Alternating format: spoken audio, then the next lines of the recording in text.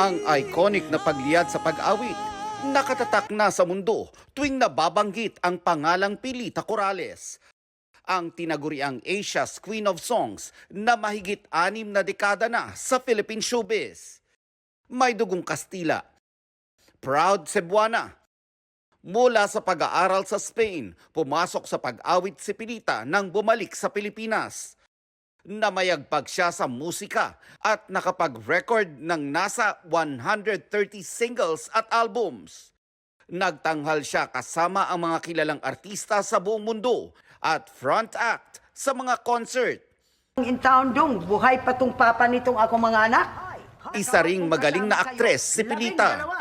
Sa pelikula o telebisyon, sa pagpapaiyak o pagpapatawa, napamahal sa mga manonood at kapwa-artista.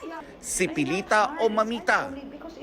Ang bote natin ng asukal, ang naisulat ko ay asin. Para wag lang gamin. Pumanaw kahapon sa edad na 87 si Pilita Corrales.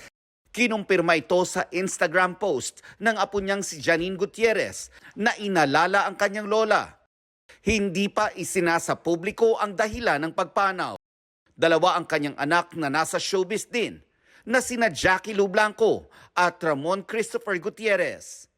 Sa Instagram stories ng actress TV host na si Isa Liton, kitang emosyonal si Jackie Lou Blanco sa curtain call ng stage play na The Foxtrot. Nire-share ito ni Jackie Lou at inalay ang performance sa kanyang pumanaw na ina.